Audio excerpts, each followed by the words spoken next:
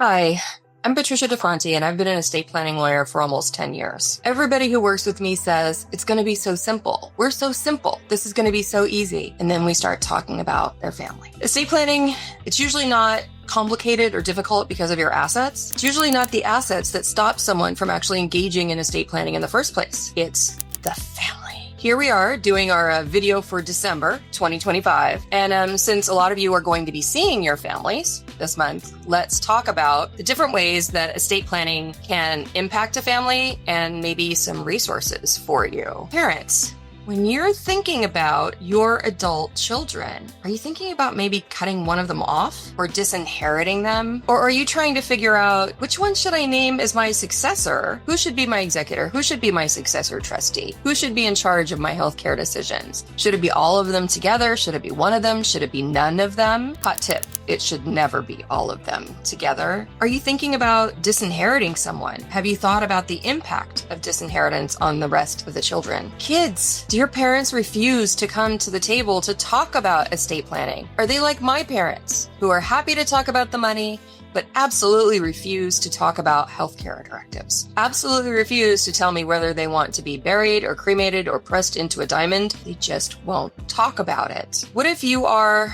thinking you're probably going to have to serve as your parents' caregiver? Have you talked to your parents about their advanced healthcare directives, durable powers of attorney? Is everything in order so that you can care for them smoothly with all of the authority that you need? And then let's think about the law, because estate planning is a legal process. What is Prop 19, which is a law that says when real estate passes from generation to generation, generally all of it gets reassessed except for the parent's primary residence when given to a child who then makes that home their own primary residence. And there are some more restrictions on that also. How could that possibly impact your parents' estate plan? And maybe that's what's keeping them from wanting to engage in this, because their primary asset is their house. And, we have to think about our blended families, how much more complicated planning can be, because now we're not just dealing with the couple and their children. We're dealing with the couple and their children and the exes, the co-parents. How do we make sure that everyone is in alignment?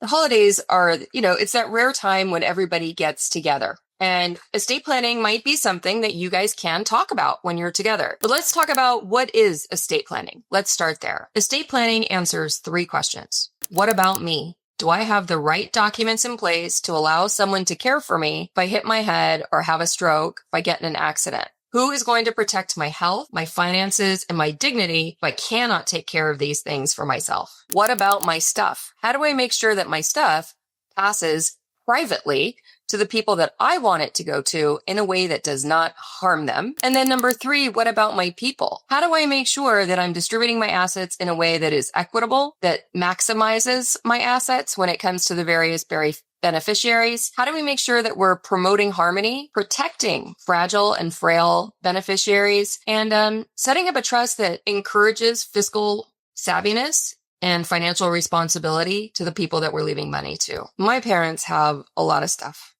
They are stuff collectors. Years ago, they asked us, who wants what of our stuff? Most of it we kind of figured out, but there's one thing that my brother and I will fight over until the end. And we will probably be stealing this item out of each other's homes when that time comes. And it's just this glass whale, and it has a little Jonah inside. I don't know what it is about this object. I even lately asked my dad, what is the story behind that? Where did you get that? Thinking he was going to tell me some wonderful story, but they bought it on a wonderful trip or it was an anniversary gift. No, he said, oh, we bought it at some store. I don't remember. We just really liked it. So of all the things for us to be obsessed about, you have to look around your house and figure out what are the things that your kids might be obsessed about? What are the things that the family members might fight over because of nostalgia that you're leaving behind that you don't really think about that often, but is really important to them? What about cutting somebody out? What about disinheriting someone? If your adult kids don't get along, you are not alone. A lot of my clients wrestle with the right choice. Do they disinherit the problem child? Do they put the good child in charge? What's fair?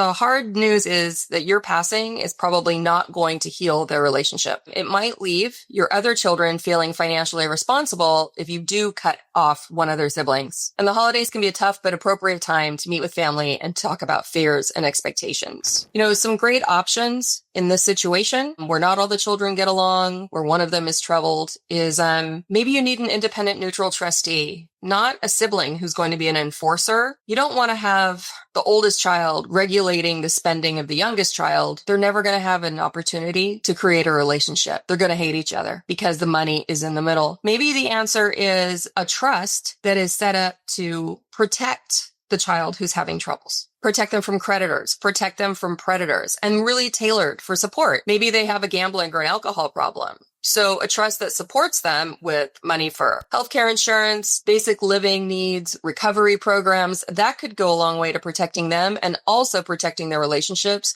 with their other siblings. This idea that leaving somebody $1 in your estate plan effectively disinherits them is just nonsense. I don't know where this nonsense came from. It's older than TikTok, so it didn't come from TikTok. It 100% does not work. If you leave someone $1, what do they have to lose if they contest your estate? Nothing. So what are they going to do?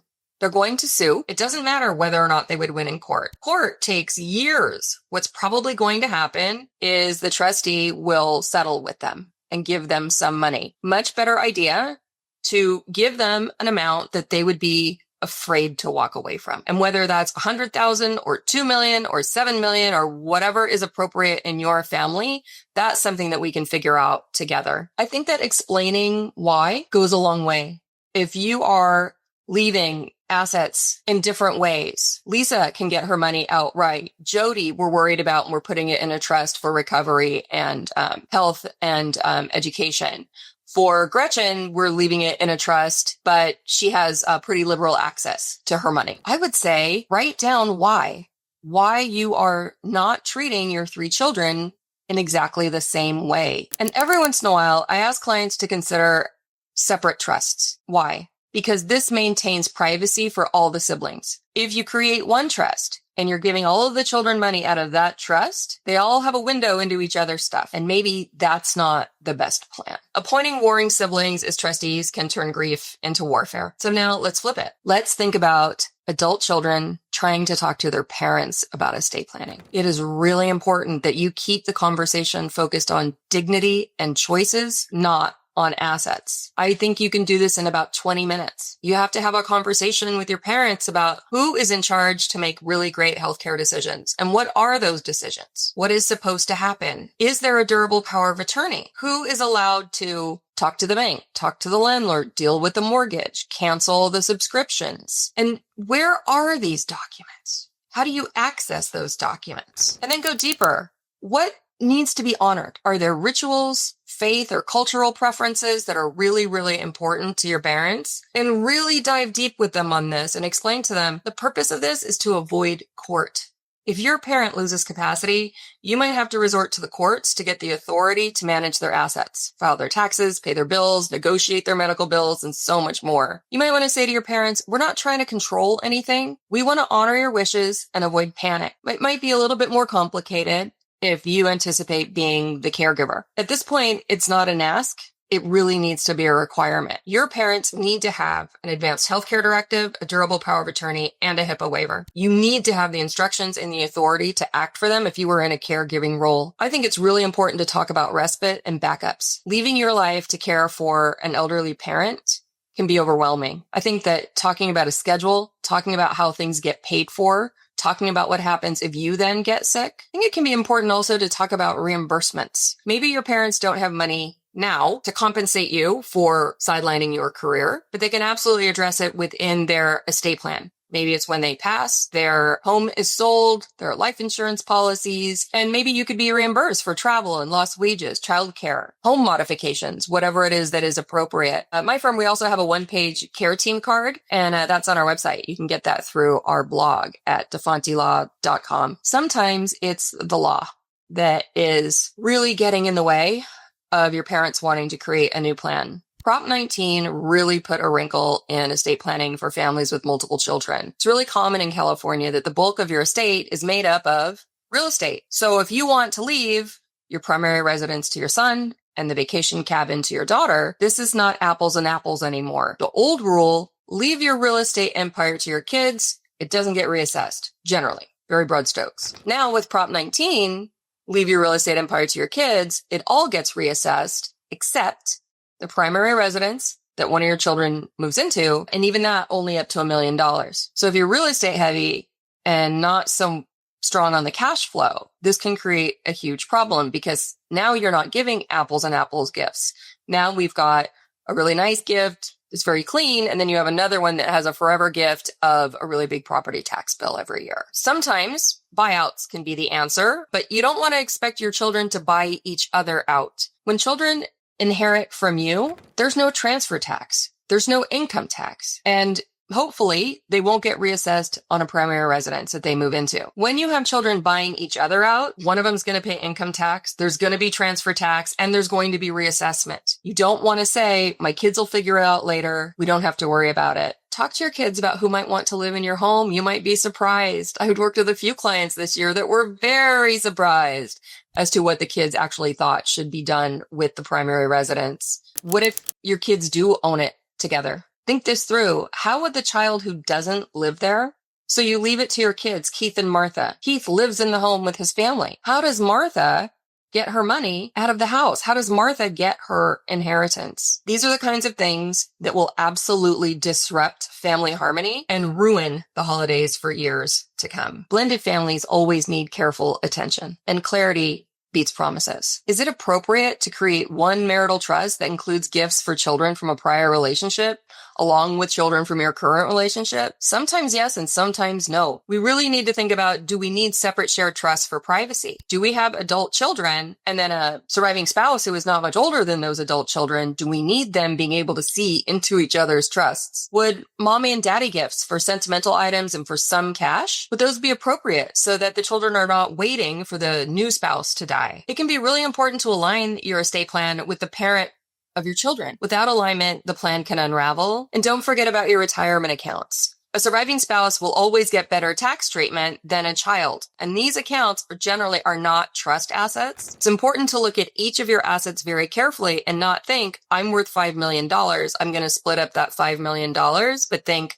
I have a house, I have bank accounts that can be cashed out, I have a retirement account, and I have items, I have things. How do I honor my loved ones? By addressing each of these discrete things and taking care of everyone. So how about some frequently asked questions? Should I disinherit the troublemaker? Usually not. Disinheritance fuels litigation. A discretionary trust with an independent trustee, spendthrift provisions, and a real no contest clause set boundaries without lighting that fuse. Is it ever okay to name a child as your successor trustee? Yes, it's okay, but they need to be really neutral, detail-oriented, and they need to be respected by their siblings. When the siblings don't get along, choosing one of them to serve as the trustee can really damage their relationship. And what's the advantage of multiple trusts or separate shares? Privacy and fit. Where each beneficiary share is going to be administered independently, that reduces surveillance, gossip, and conflict. It also lets you tailor the way that you're leaving money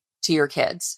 One of them, maybe they just can pull the money out whenever they feel like it. Another one, they can never pull cash out, but the money is there to support them and keep things steady. And maybe for another one, you want to say, you can have some money at different intervals, but we're not sure that you're ready to get it all in one go. What if your gifts are not equal? I think it's really important to address this right in the core of the trust, to state it right there. We love our children equally. These gifts are unequal. And here is why. Maybe one of your kids is incredibly rich and doesn't need a lot of money. Maybe one of your kids served as your caretaker. And so you want to compensate them for giving up earning ability. Our plan failed because an account bypassed the trust. What happened? Meeting with a lawyer, important. Signing those documents, critical. And just as important is the time that you spend after you've signed your documents, making sure that the way that you own things, your vesting and your titling is correct, but also all of your beneficiary designations. If you forget to put a beneficiary designation on a bank account, it's going to go through probate. And maybe it will wind up in your trust, but maybe it's just going to go along bloodlines. Really, really careful attention needs to be placed on beneficiary designations.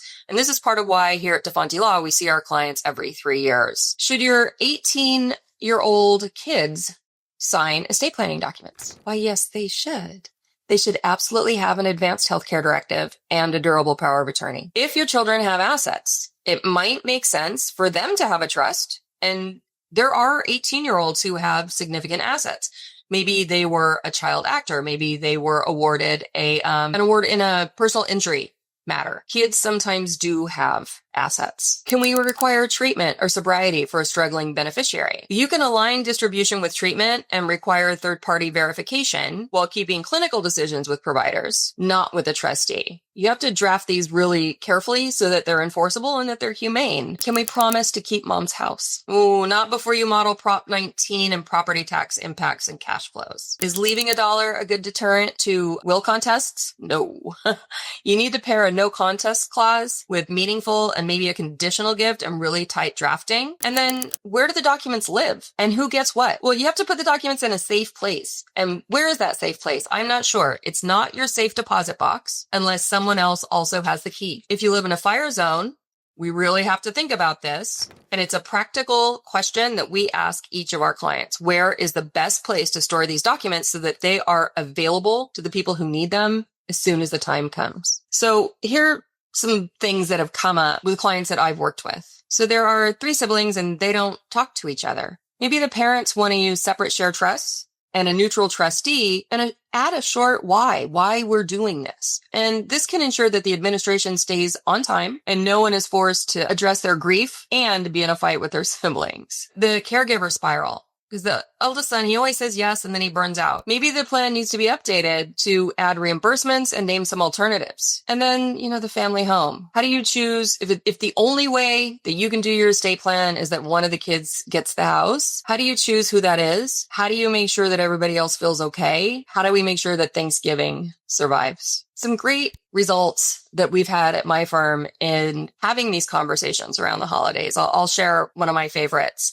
Let's say it's Sam and his wife come to me and we are working on their estate plan for them. And Sam tells me about his siblings, his older sister who's doing great. She lives out of state. And then his older brother who has 3 advanced degrees, but still lives at home with mom and dad. And he's never been able to hold on to a job. Sam was very glad to tell me that his parents had just completed their estate plan. And I said, have you read it? And he said, I have. And I said, what does it say? And he said, well, we each get a third. And I said, well, what are you and your sister going to do when your brother won't move out of the house? Do you guys want to keep this house as an important house? And he said, no, it's not an important house. My parents moved there fairly recently. It's not our childhood home. It should just be sold. I said, okay, how do you get your brother out of that house? He's never had a job. He's not going to qualify for a mortgage. He has no rental history. It's gonna be hard for him to rent an apartment. And it really scared Sam. So I didn't see Sam again for about 6 weeks because he had a baby. When he returned, he reported that he had spoken with his parents very openly and transparently, and that they had had a good talk with their son, and that he had moved out,